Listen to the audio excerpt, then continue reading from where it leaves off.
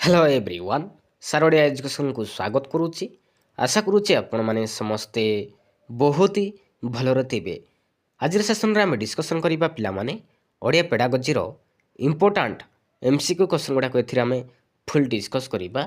आगामी एसएसटी सेवक सेविका जूनियर टीचर ओटीटी एग्जाम 2025 आपण क्लास टी बहुत ही हेल्पफुल रहिबो। तो चलतु पिला माने स्टार्ट करवा क्लास। तो फास्ट क्वेश्चन रही पाने केउटी भाषा शिक्षार सर्वनिम्न दक्षता नुहे। तो भितर पाने कौटा गोटे भाषा शिक्षार सर्वनिम्न दक्षता नुहे शुणा देती पाने बीर देती व्याकरण सूत्र जाना देती लेखा देती पढ़ा देती। तो आमर भाषा शिक्षार सर्वनिम्न दक्षता केतोटी पाने 9टी ना 9टी पाने। तो भितर कौटा गोटे भाषा शिक्षार सर्वनिम्न दक्षता नुहे कौटा नुहे मन रखिए व्याकरण सूत्र जाना पाने यहाँ नुहे। तो राइट आंसर हो ऑप्शन नंबर बी पाने। नेक्स्ट देखिए नेक्स्ट क्वेश्चन रही मातृभाषा शिक्षक केउं स्तर को आसी शिक्षादान आरंभ करेंगे पाने। मातृभाषा शिक्षक केउं स्तर को आसी शिक्षादान आरंभ करेंगे पिलार स्तर को ना निजर ज्ञान स्तर को ना पठित पुस्तक स्तर को ना पाठ्यपुस्तक स्तर को पाने कौटा राइट आंसर भितर पाने राइट आंसर हो पाने ऑप्शन नंबर ए पिलार स्तर को ना पिलार स्तर को पाने मातृभाषा शिक्षक पिलार स्तर को आसी शिक्षादान आरंभ करेंगे मन रखिए राइट आंसर हो ऑप्शन नंबर ए पाने। नेक्स्ट देखिबा मातृभाषा शिक्षा देवा पूर्व शिक्षक प्रथमे कौन करेंगे पाने।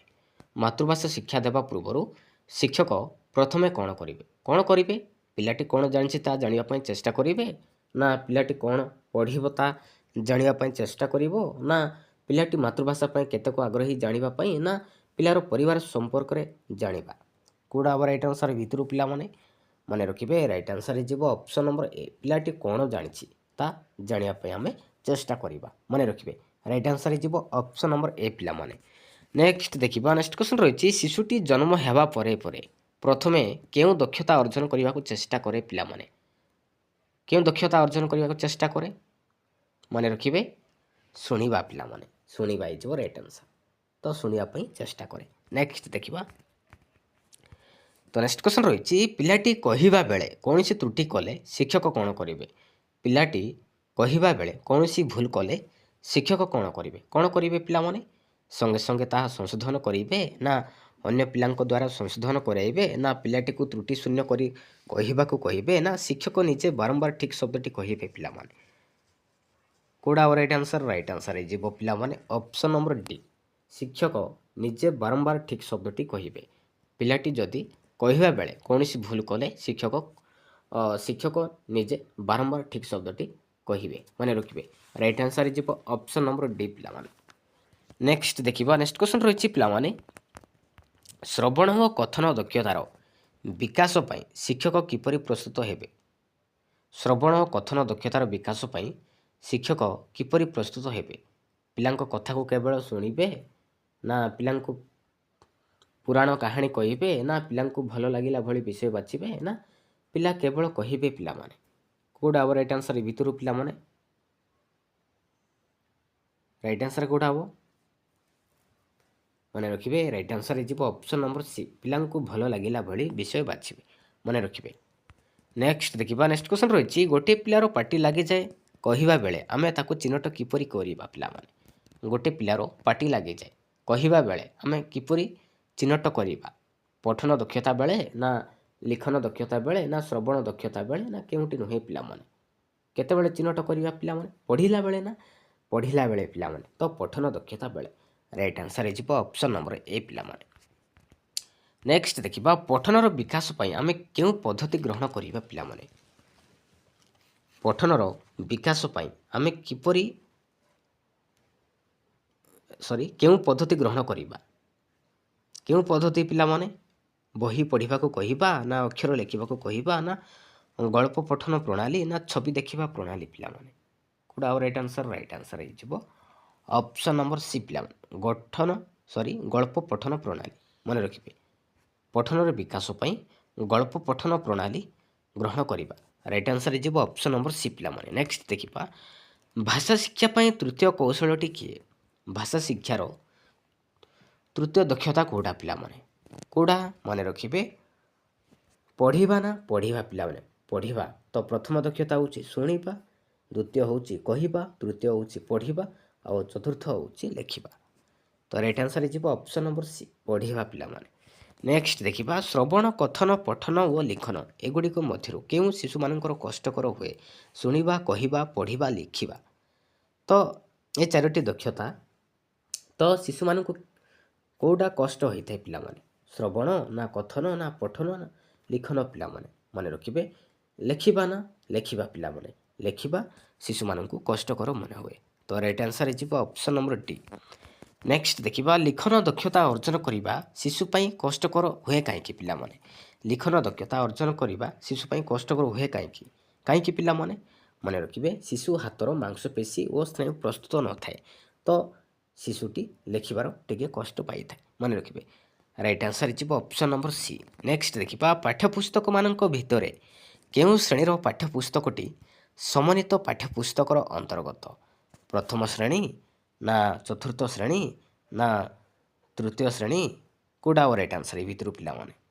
ରାଇଟ୍ ଆନ୍ସର୍ ହେଇଯିବ ଅପସନ୍ ନମ୍ବର ଏ ହେଇଯିବ ରାଇଟ୍ ଆନ୍ସର୍ ପ୍ରଥମ ଶ୍ରେଣୀ ପିଲାମାନେ। ପାଠ୍ୟପୁସ୍ତକମାନଙ୍କ ଭିତରେ ପ୍ରଥମ ଶ୍ରେଣୀ ପାଠ୍ୟପୁସ୍ତକଟି ସମନ୍ୱିତ ପାଠ୍ୟପୁସ୍ତକ ମନେ ରଖିବେ।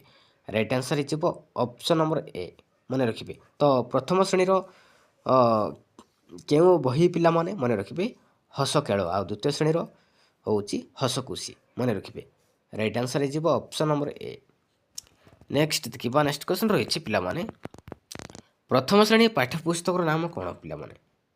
ପ୍ରଥମ ଶ୍ରେଣୀର ପାଠ୍ୟପୁସ୍ତକ ନାମ କ'ଣ ପିଲାମାନେ? ହସ ଖେଳ ନା ହସ ଖେଳ ପିଲାମାନେ। ଆଉ ଦ୍ୱିତୀୟ ଶ୍ରେଣୀର ପାଠ୍ୟପୁସ୍ତକର ନାମ ହେଉଛି ହସଖୁସି ମନେ ରଖିବେ। ନେକ୍ସଟ ଦେଖିବା ନେକ୍ସଟ କ୍ୱେଶ୍ଚନ୍ ରହିଛି ପାଠ୍ୟକ୍ରମରେ ଶିକ୍ଷକମାନଙ୍କୁ ସ୍ୱାଧୀନତା ଦିଆଯାଇଥାଏ କେଉଁଥିରେ? କେଉଁଥିରେ ସ୍ୱାଧୀନତା ଦିଆଯାଇଥାଏ ପିଲାମାନେ ମନେ ରଖିବେ? ସମନ୍ୱିତ ପାଠ୍ୟପୁସ୍ତକରେ ସ୍ୱାଧୀନତା ଦିଆଯାଇଥାଏ ମନେ ରଖିବେ।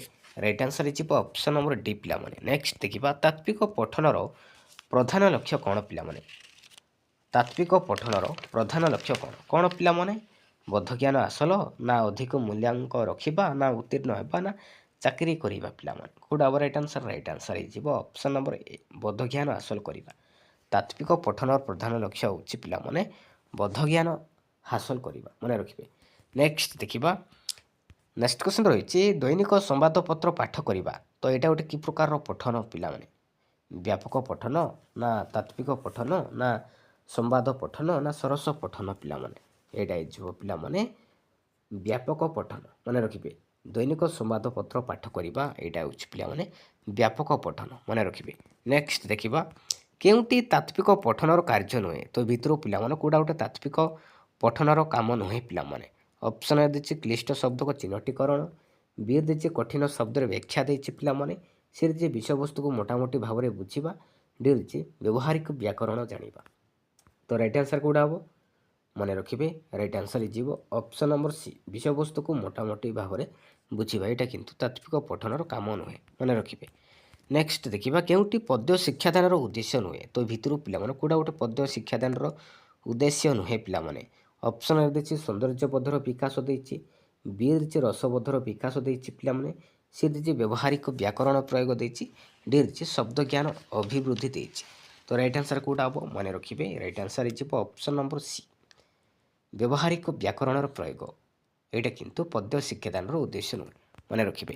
ନେକ୍ସଟ ଦେଖିବା ଶିକ୍ଷାଦାନ ସମୟରେ ପିଲାମାନଙ୍କୁ ଦଳ ଦଳ କରି ବସାଇବା ଫଳରେ କ'ଣ ସୁବିଧା ହୋଇଥାଏ ପିଲାମାନେ? କ'ଣ ସୁବିଧା ହୋଇଥାଏ ପିଲାମାନେ? ପିଲାମାନେ ସୁବିଧାରେ ବସିପାରନ୍ତି ନା ପରସ୍ପର ଭିତରେ ଆଲୋଚନା କରିଥାନ୍ତି ନା ମିଳିତ ଭାବରେ ଉତ୍ତର ଦିଅନ୍ତି ନା ସ୍ଥାନ ଭାବେ ଦୂର କରିଥାନ୍ତି ପିଲାମାନେ? କେଉଁଟା ହେବ ରାଇଟ୍ ଆନ୍ସର୍? ରାଇଟ୍ ଆନ୍ସର୍ ହେଇଯିବ ଅପସନ୍ ନମ୍ବର ବି ପରସ୍ପର ଭିତରେ ଆଲୋଚନା କରିଥାନ୍ତି ମନେ ରଖିବେ। ଶିକ୍ଷାଦାନ ସମୟରେ ପିଲାମାନଙ୍କୁ ଯଦି ଆମେ ଦଳ ଦଳ ବସାଇବା ଫଳରେ ପରସ୍ପର ଭିତରେ ଆଲୋଚନା କରିଥାନ୍ତି ମନେ ରଖିବେ। ନେକ୍ସଟ ଦେଖିବା ବୟସ ବଢ଼ିବା ସଙ୍ଗେ ସଙ୍ଗେ ଲେଖିବାର ଦକ୍ଷତା ପାଇଁ ଶିଶୁର କେଉଁ ଗୁଣର ବିକାଶ ଘଟେ ପିଲାମାନେ? ବୟସ ବଢ଼ିବା ସଙ୍ଗେ ସଙ୍ଗେ ଲିଖନ ଦକ୍ଷତା ପାଇଁ ଶିଶୁର କେଉଁ ଗୁଣର ବିକାଶ ଘଟିଥାଏ? ଚିନ୍ତା ନା ଚେତନା ନା କଳ୍ପନା? କେଉଁଟା ହେବ ରାଇଟ୍ ଆନ୍ସର୍ ମନେ ରଖିବେ? ଚିନ୍ତା, ଚେତନା, କଳ୍ପନା ଗୁଣର ବିକାଶ ଘଟିଥାଏ। ତ ରାଇଟ୍ ଆନ୍ସର୍ ହେଇଯିବ ଅପସନ୍ ନମ୍ବର ଡି ପିଲାମାନେ। ନେକ୍ସଟ ଦେଖିବା ତ ନେକ୍ସଟ କ୍ୱେଶ୍ଚନ୍ ରହିଛି ଭାଷା ପ୍ରବନ୍ଧେ ଜଗନ୍ନାଥ ଏ ଉକ୍ତିଟି କେଉଁଥିରେ ଆସିଛି ପିଲାମାନେ? କେଉଁଥିରେ ଆସିଛି? ଭଗବତ ଗୀତାରୁ ନା ଶ୍ରୀମଦ୍ ଭାଗବତରୁ ନା ଭାଗବତରୁ ନା ମହାଭାରତରୁ ପିଲାମାନେ? मन रखिए यहाँ भागवतरू आसी मन रखिए राइट आंसर हो ऑप्शन नंबर सी। नेक्स्ट देखिबा ओडिशा रे केते प्रकार आदिवासी जाति थिबा जणा जाय पिला माने ओडिशा रे केते प्रकार आदिवासी जाति थिबा जणा जाय केते प्रकार मन रखिए 62 प्रकार पिला माने 62 प्रकार आदिवासी जाति थिबा जणा जाय मोस्ट इंपोर्टेंट मन रखिए। तो नेक्स्ट क्वेश्चन देखिबा नेक्स्ट क्वेश्चन रहिछि पिला माने रघुनाथ मुर्मू आज कौन पई विख्यात पिला माने रघुनाथ मुर्मू आज कौन पई विख्यात कौन पई पिला माने पंडित थिबारु ना स्वाधीनता संग्राम जोगु ना कविता जोगु ना सान्ताली भाषार लिपि उद्भावन करिथिबारु पिलामाने कौन पई विख्यात मन रखिबे सान्ताली भाषार लिपि उद्भावन करिथिबारु पई विख्यात मन रखिबे राइट आंसर हो ऑप्शन नंबर डी।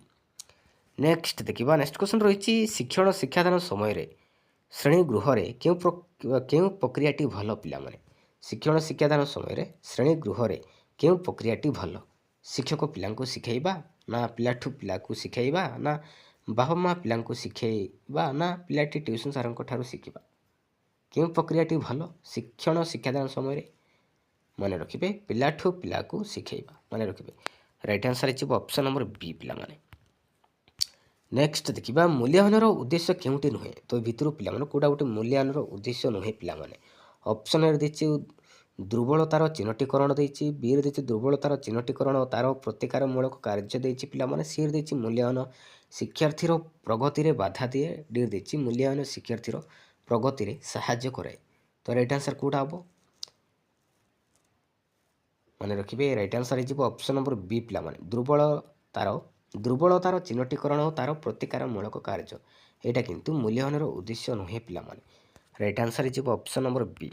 नेक्स्ट देखिबा प्रथम श्रेणी रे शिशुर भाषा साहित्य रे 50% मौखिक रखा जाए कहीं कौन पर रखा जाए पिला माने प्रथम श्रेणी रे भाषा साहित्य रे 50% मौखिक कौन पर रखा जाए शिशुर लिखन दक्षतार विकास घटी न थाए ना शिशु लिखित लिखित परीक्षा चाहे ना ना शिशु लिखित परीक्षा पर समय न थाए ना शिशुर कथन शक्तिर विकास होता है पिला माने कौन पर रखा जाए मन रखिए पिला माने शिशुर लिखनर दक्षतार विकास घटी नथिबारु मन रखिए से 50% मौखिक रखा जाए मन रखिए राइट आंसर हो ऑप्शन नंबर ए पिला माने। नेक्स्ट देखिबा शिशुर बोधज्ञान आहरण केउ दक्षता जोगु होइताय पिला माने कोन पई शिशुर बोधज्ञान आहरण होइताय कोन पई पिला माने कोडा राइट आंसर ए भितरु पिला माने राइट आंसर हो ऑप्शन नंबर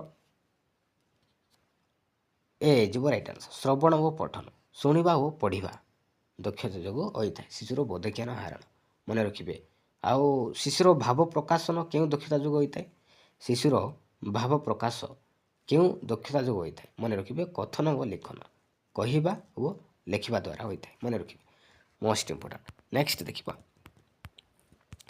तो नेक्स्ट क्वेश्चन रही गोटे गोटे द्वितीय श्रेणी पिला भाषा रे मौखिक शतकड़ा केते थाई पिला माने गोटे द्वितीय श्रेणी पिला भाषा रे मौखिक शतकड़ा केते थाई पिला माने मन रखिए 40% थाई पिला माने आ प्रथम श्रेणी रे 50% आ द्वितीय श्रेणी रे 40% मन रखिए आउ सप्तम श्रेणी रे केते थाई पिला माने मन रखिए सप्तम श्रेणी रे थाई 10% मन रखिए 10% थाई पिला माने सप्तम श्रेणी रे।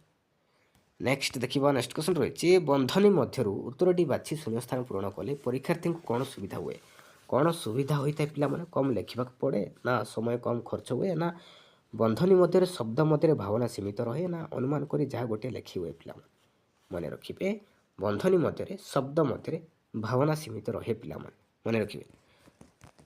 तो नेक्स्ट देखिबा दृष्टांतमूलक प्रश्नरू परीक्षार्थीर केउ ज्ञान को परीक्षा करा जाए पिला माने दृष्टांतमूलक प्रश्नरू परीक्षार्थीर केउ ज्ञान को परीक्षा करा जाए केउ ज्ञान को पिला माने मन रखिए शब्द ज्ञान शक्ति परीक्षा करा जाए right answer is option number A. Next देखिबा आज सेशन रे हमें डिस्कशन करिबा पिला माने ओडे ग्रामर रो मैराथन क्लास एथिरे हमें फुल डिस्कस करिबा आगामी जेते सारा अपकमिंग एग्जाम अछि पिला माने तो आपण मन पे क्लास टी बहुत ही हेल्पफुल रहिबो तो चलंतु स्टार्ट करिबा क्लास। तो फर्स्ट क्वेश्चन रही पिला माने भाषार सर्वनिम्न एकक कौन भाषार सर्वनिम्न एकक कौन पिला माने कौन शब्द ना वर्ण ना पद ना ध्वनि पिला माने कोड़ा हम ये भितर मन रखिए भाषार सर्वनिम्न एकक होची ध्वनि मन रखिए option number D is right answer मन रखिए। तो ध्वनिर लिखित रूप को कौन कहबा पिला माने ध्वनिर लिखित रूप को कौन कहबा मन रखिए लिपि बोली कहबा पिला माने लिपि बोली कहबा ध्वनिर लिखित रूप को हम कहि थाउ लिपि बोली कहबा। तो सेमिति ध्वनिर प्रतिनिधित्व करुवा लिपि कौन कहुए ध्वनिर प्रतिनिधित्व करुवा लिपि को कौन कहुए कौन कहबा मन रखिए वर्ण कहबा पिला माने वर्ण बोली कहबा मन रखिए। नेक्स्ट देखिबा नेक्स्ट क्वेश्चन रही व्यंजन वर्ण को स्पर्श अनुଯାୟୀ केतोटी वर्ग रे विभक्त करा जायछि व्यंजन वर्ण स्पर्श अनुଯାୟୀ केतोटी वर्ग रे विभक्त करा जायछि केतोटी पिला माने 4टी ना 5टी ना 6टी ना 7टी पिला माने मन रखिए 5टी पिला माने मन रखिए 5टी वर्ग रे विभक्त करा जायछि कौन कौन मन रखिए क ठारू म पर्यंत मन रखिए। तो आमर वर्गीय व्यंजन केतोटी रही पिला माने क ठारू म पर्यंत 25टी वर्गीय व्यंजन रही केतोटी 25टी रही ना। तो सेटा को 5 भाग में विभक्त करा जायछि मन रखिए व्यंजन वर्ण को स्पर्श अनुযাୟୀ 5टी भाग में विभक्त करा जायछि कौन कौन मन रखिए कंठ वर्ग तालव्य वर्ग हो गला मूर्धन्य वर्ग हो गला दंत्य वर्ग ओष्ठ्य वर्ग मन रखिए। तो क रु उ पर्यंत को हम कहबा कंठ वर्ग कहबा मन रखिए क रु उ पर्यंत आउ च रु निय पर्यंत कहबा पिला माने तालव्य वर्ग कहबा आउ ट रु अण पर्यंत कहबा मूर्धन्य वर्ग कहबा आउ त रु न पर्यंत कहबा पिला माने दंत्य वर्ग कहबा आउ प रु म पर्यंत कहबा ओष्ठ्य वर्ग बोली कहबा। तो व्यंजन वर्ण को स्पर्श अनुযাୟୀ तो 5टी भाग में विभक्त करा जायछि। तो option number B is right answer मन रखिए। नेक्स्ट देखिबा नेक्स्ट क्वेश्चन रही कामिज केउ शब्द पिला माने कामिज तो यहाँ गोटे केउ शब्द पोर्तुगीज ना तुर्की ना पारसी ना इंग्राजी पिला माने मन रखिए कामिज हो पिला गोटे पारसी शब्द मन रखिए option number C is right answer. Next देखिबा केउ विशेष पद को केवल अनुभव करिवे पिला माने केउ विशेष पद को केवल आमे अनुभव करि पारिबा नामवाचक ना जातिवाचक ना गुणवाचक ना क्रियावाचक पिला माने मन रखिए गुणवाचक मन रखिए गुणवाचक विशेष पद को केवल आमे अनुभव करि पारिबा मन रखिए। तो गुणवाचक विशेष क्या कहबा पिला माने जो पद गुड़िक कौन गुणर नाम को बुझाए से गुड़िक आम कही था पिला माने गुणवाचक विशेष कहबा मन रखिए जमतीक साधुत्व होगला पिला माने नेतृत्व होगला सौंदर्य होगला दुख सुख ये सब हूँ गोटे गोटे गुण को बुझाऊँ। तो गुणवाचक विशेष पद को देखी हुए ना कि स्पर्श करी हुए ना एगुड़ी को केवल आमे अनुभव करि परिबा मन रखिए। तो गुणवाचक विशेष पद को केवल अनुभव करिवे तो option number C is right answer.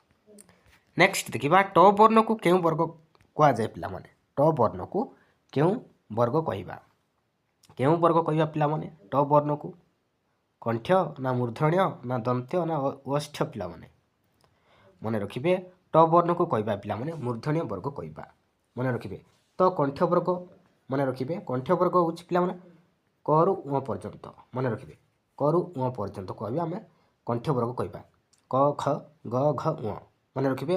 आ मूर्धन्य वर्ग हूँ पिला माने जोटा कि ट रु अण पर्यंत ट रु अण पर्यंत कहबा मूर्धन्य वर्ग कहबा ट ठ ड ढ अण मन रखिए। आ दंत्य वर्ग पिला माने दंत्य वर्ग हूँ त रु न पर्यंत त रु न पर्यंत कहबा दंत्य वर्ग कहबा आउ ओष्ठ्य वर्ग हूँ पिला माने प रु म पर्यंत मन रखिए प रु म पर्यंत कह आम ओष्ठ्य वर्ग कहबा मन रखिए। आउ च रु निय पर्यंत कहबा पिला तालव्य वर्ग बोली कहबा। तो ट वर्ण यहाँ हूँ गोटे मूर्धन्य वर्ग मन रखिए ऑप्शन नंबर बी। नेक्स्ट देखिबा एभरेस्ट पृथ्वीर उच्चतम शृंग उच्चतम देछि पिला माने तो रेखांकित विशेषणटी कि प्रकार विशेषण पद एभरेस्ट पृथ्वीर उच्चतम शृंग तो यहाँ गोटे कि प्रकार विशेषण पद पिला माने अव्यय विशेषण ना क्रिया विशेषण ना विधेय ना तुलनात्मक पिला माने कोडा बई भितर पिला माने मन रखिए एटा हो पिला गोटे तुलनात्मक विशेषण पद। तो तुलनात्मक विशेषण क्या कहुए पिला माने जो विशेषण पद द्वारा दुई बा ततोधिक विशेष पद मध्य तुलना कराए ताको हम कही था ତୁଳନାତ୍ମକ ବିଶେଷଣ ବୋଲି କହିଥାଉ। ଯେମିତିକି ଉଚ୍ଚତମ, ବୃହତ୍ତମ, ଦୀର୍ଘତମ ସେଇଟା ହେଉଛି ଗୋଟେ ତାଙ୍କ ସହିତ ତୁଳନା କରାଯାଉଛି, ତ ସେଇଟା ହେଇଯିବ ତୁଳନାତ୍ମକ ବିଶେଷଣ ପଦ କହିବା, ମନେ ରଖିବେ। ତ ଉଚ୍ଚତମ ଏଇଟା ହେଉଛି ଗୋଟେ ତୁଳନାତ୍ମକ ବିଶେଷଣ। ତ ଅପସନ୍ ନମ୍ବର ଡି ହେଇଯିବ ରାଇଟ୍ ଆନ୍ସର୍। ନେକ୍ସଟ ଦେଖିବା, ପିଲାଟି ଚାଲି ଜାଣିଛି। ତ ଚାଲି ଦେଇଛି ପିଲାମାନେ, ତ ଏଇଟା ଗୋଟେ କି ପଦ ପିଲାମାନେ? ଏଇଟା ଗୋଟେ କ୍ରିୟାବାଚକ ବିଶେଷ୍ୟ, ନା ସକର୍ମକ କ୍ରିୟା, ନା ଅକର୍ମକ କ୍ରିୟା, ନା ଅସମାପିକା କ୍ରିୟା ପିଲାମାନେ? କୋଉଟା ହବ ରାଇଟ୍ ଆନ୍ସର୍? ତ ଏଇଟା ହେଇଯିବ ଗୋଟେ କ୍ରିୟାବାଚକ ବିଶେଷ୍ୟ, ମନେ ରଖିବେ କ୍ରିୟାବାଚକ ପିଲାମାନେ। ଅପସନ୍ ନମ୍ବର ଏ ହେଇଯିବ ରାଇଟ୍ ଆନ୍ସର୍। ନେକ୍ସଟ ଦେଖିବା, ନେକ୍ସଟ କ୍ୱେଶ୍ଚନ୍ ରହିଛି ପିଲାମାନେ, ଅବ୍ରାହ୍ମଣ ତାର ଅର୍ଥ କ'ଣ ପିଲାମାନେ? ଅବ୍ରାହ୍ମଣ ଏହା କେଉଁ ଅର୍ଥରେ ପ୍ରକାଶ କରେ? ଯେ ବ୍ରାହ୍ମଣ ନୁହେଁ, ନା କ୍ଷତ୍ରିୟ, ନା ବୈଶ୍ୟ, ନା ଯେ ବ୍ରାହ୍ମଣ ପରି ଦେଖାଯାଉଥିବା କିନ୍ତୁ ବ୍ରାହ୍ମଣ ହୋଇନଥିବ। ଅବ୍ରାହ୍ମଣ ଏଇଟା ହେଉଛି ପିଲାମାନେ ଯେ ବ୍ରାହ୍ମଣ ପରି ଦେଖାଯାଉଥିବା କିନ୍ତୁ ବ୍ରାହ୍ମଣ ହୋଇନଥିବ, ତାକୁ ଆମେ କହିଥାଉ ଅବ୍ରାହ୍ମଣ ବୋଲି କହିଥାଉ। ତ ଅପସନ୍ ନମ୍ବର ଡି ଯିବ ରାଇଟ୍ ଆନ୍ସର୍। ନେକ୍ସଟ ଦେଖିବା, ନେକ୍ସଟ କ୍ୱେଶ୍ଚନ୍ ରହିଛି ତୁ ଯା ନା। ତ ଲାଷ୍ଟରୁ ନା ଦେଇଛି ପିଲାମାନେ, ତ ଏଇଟା ଗୋଟେ କି ପ୍ରକାରର ଅବ୍ୟୟ ପଦ ପିଲାମାନେ? ନିଷେଧାର୍ଥକ ଅବ୍ୟୟ, ନା କ୍ରମବଦ୍ଧକ ଅବ୍ୟୟ, ନା ବିଯୋଜକ ଅବ୍ୟୟ, ନା ସଂଯୋଗ ଅବ୍ୟୟ ପିଲାମାନେ?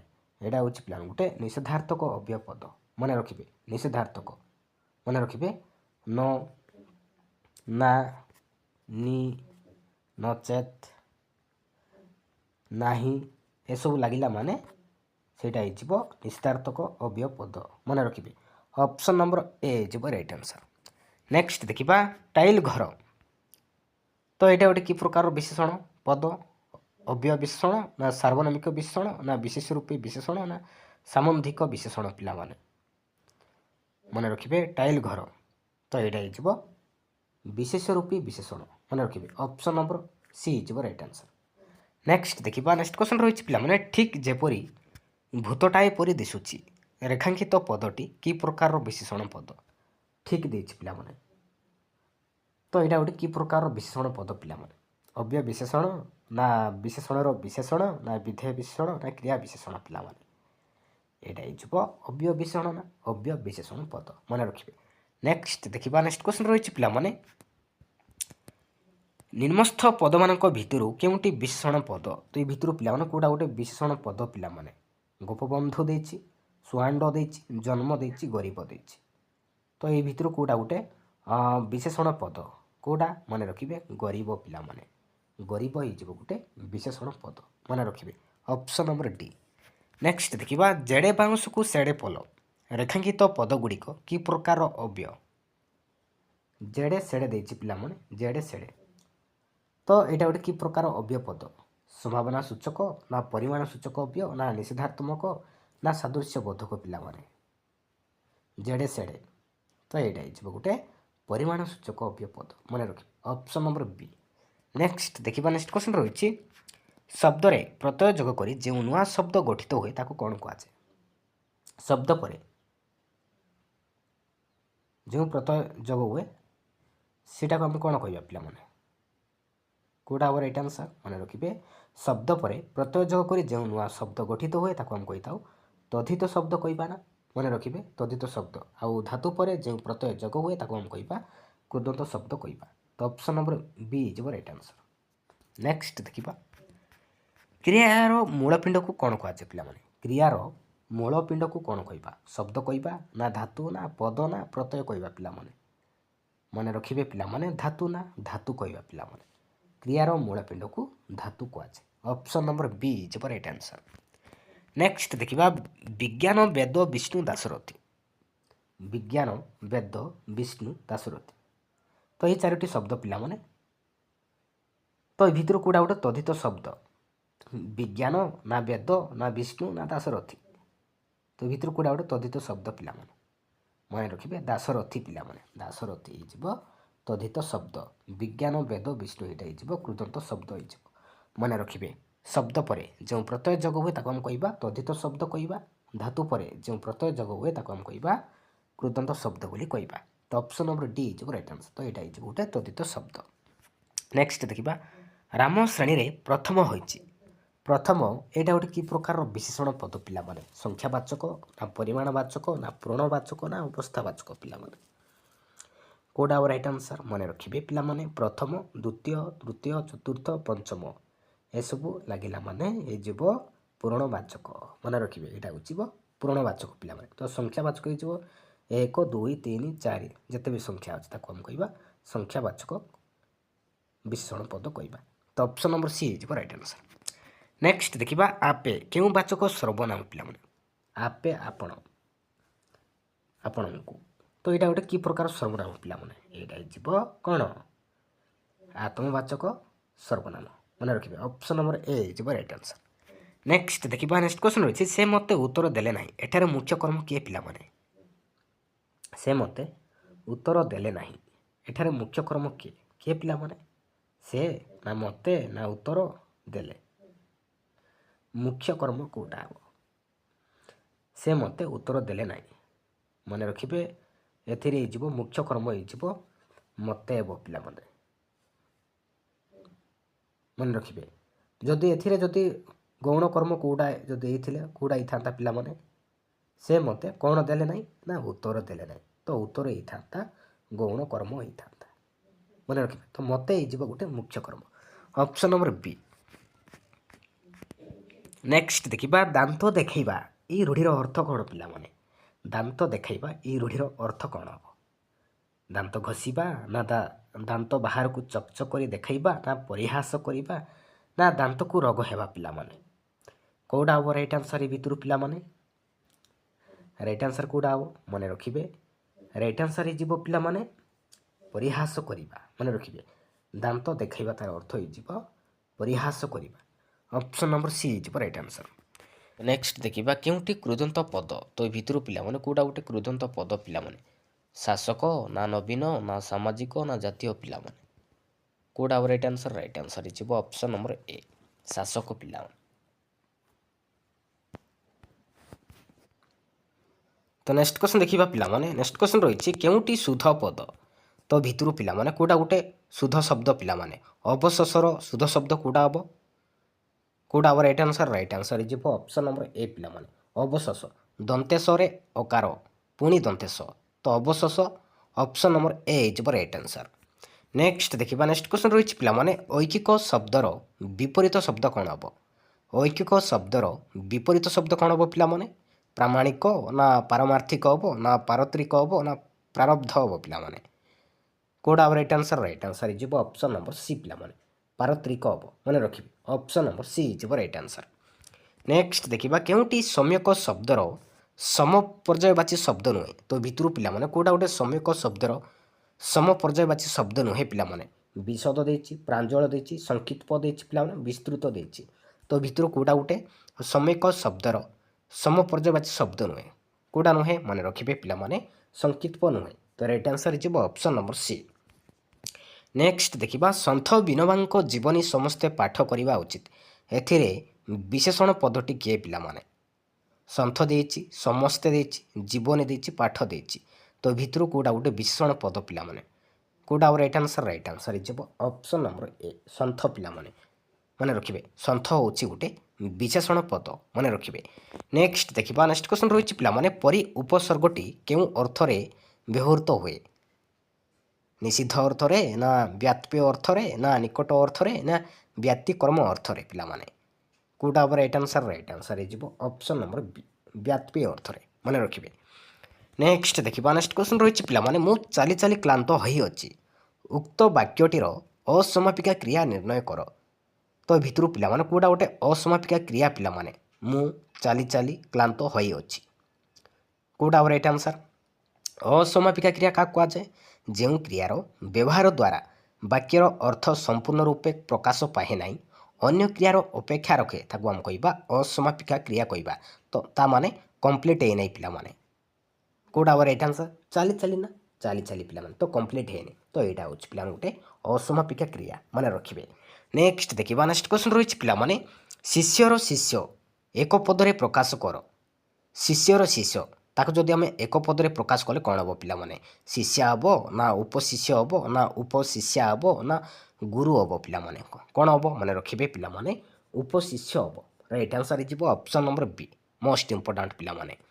नेक्स्ट देखा नेक्स्ट क्वेश्चन रही पृथ्वीर प्रतिशब्द कौन पिलाने तो भितर पिलाने कौटा गोटे पृथ्वीर प्रतिशब्द पिलाने शिखी देती अद्री देती श्री देती विश्वम्बरा देती पिलाने तो भितर कौटा हम राइट आंसर मन रखिए पिलाने राइट आंसर हो ऑप्शन नंबर डी विश्वम्बरा मन रखिए यहाँ हूँ पिलाने गोटे पृथ्वीर गोटे प्रतिशब्द तो पृथ्वीर आ कौन कौन अच्छी पिलाने मन रखिए प्रतिशब्द कौन कौन अच्छी पृथ्वीर मन रखिए धरणी गला पिलाने धरणी मन रखिए तापर आसब धरित्री आइब पिलाने धरित्री तापर आसुची पिलाने वसुमाता वसुमाता मध्य कहवा पिलाने वसुमाता अवनी मध्य कहवा अवनी हो गला मन रखिए अवनी मेदिनी मन रखिए मेदिनी मही अचला एसब हूँ गोटे गोटे पृथ्वीर प्रतिशब्द मन रखिए नेक्स्ट देखा नेक्स्ट क्वेश्चन रही पिलाने काछुयुक्त आ खाछुआ क्यों अर्थरे आ प्रत्यय व्यवहृत होती पिलाने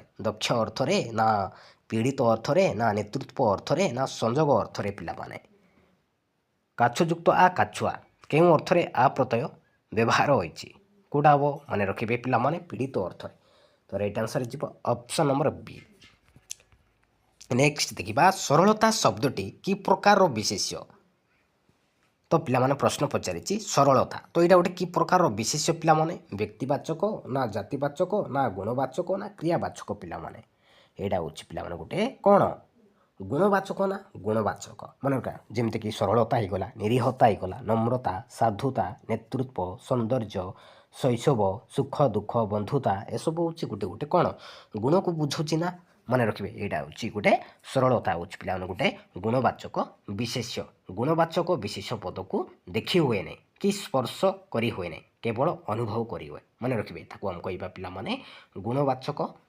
विशेष पद बोली कहवा मन रखिए राइट आंसर हो ऑप्शन नंबर सी नेक्स्ट देखा नाही मामू ठारू कणा मामू भल रेखांकित पदटी अव्यय स्थिर कर तो भितर पिलाने तो नाही देछि पिलाने तो यहाँ गोटे कि प्रकार अव्यय पद पिलाने प्रश्न सूचक ना निषेधार्थक ना प्रशंसा प्रशंसा सूचक ना समाधान सूचक अव्यय पद पिलाने यहाँ हूँ पिलाने कौन मन रखिए पिलाने यहाँ हूँ निषेधार्थक अव्यय पद तो निषेधार्थक अव्यय पद क्या कहवा जो अव्यय पद निषेध बा बारण सूचित करे ताको हम कहवा निषेधार्थक अव्यय पद कहवा पिलाने जमीक नाही हो गला पिलाने नाही ना न नी नचेत लगिला माने सेटा हो पिलाने निषेधार्थक अव्यय पद मन रखिए तो राइट आंसर हो ऑप्शन नंबर बी पिलाने नेक्स्ट देखा विरक्त हेबा यही रूढ़ीर अर्थ कौन पिलाने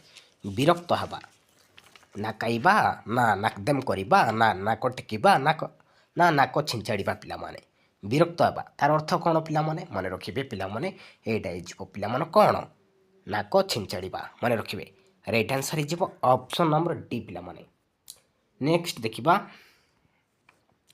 तो नेक्स्ट क्वेश्चन रही पिलाने निजे निजको आपे आपण को स्वयं निजर निजे स्वपरिचय तो यहाँ गोटे कि प्रकार सर्वनाम पिलाने निजे निजको आपे आपण को स्वयं निजर निजे स्वपरिचय तो ये पद गुड़िक कि प्रकार सर्वनाम पिलाने कौटा हम राइट आंसर मन रखिए पिलाने यहाँ हो गोटे आत्मवाचक सर्वनाम मन रखिए मोस्ट इंपोर्टाट राइट आंसर हो ऑप्शन नंबर डी पिलाने नेक्स्ट देखा नेक्स्ट क्वेश्चन रही पिलाने क्रियार मूल पिंड को कौन कहुए पिलाने क्रियार मूल पिंड को कौन कहुए शब्द कहुए ना धातु कहुए ना प्रत्यय कहुए ना अव्यय कहुए पिलाने कौन कहुए मन रखिए पिलाने धातु कहुए क्रियार मूल पिंड को कहवा पिलाने धातु बोली कहवा मन रखिए नेक्स्ट देखा केउटी क्रिया विशेषण थिबा वाक्य अटे तो भितर पिलाने कौटा गोटे क्रिया विशेषण थिबा वाक्य पिलाने ऑप्शन ए रही मते आमिष रुचे ना बी रही लता रवींद्र संगीत गाए सी रही पवन जोर रे बहुची डी रही मते खाइबाकू दियो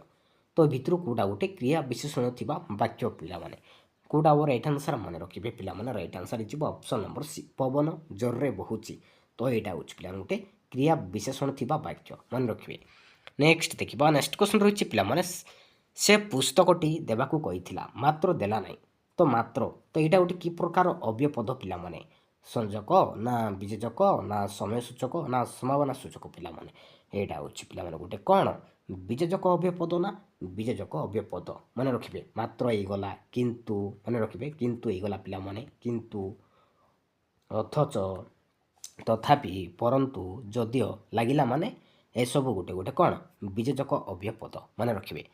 ନେକ୍ସଟ ଦେଖିବା ନେକ୍ସଟ କ୍ୱେଶ୍ଚନ୍ ରହିଛି ପିଲାମାନେ କେଉଁ ଶବ୍ଦଟି ଅଙ୍କ ଶବ୍ଦର ଅର୍ଥକୁ ପ୍ରକାଶ କରୁନାହିଁ ପିଲାମାନେ।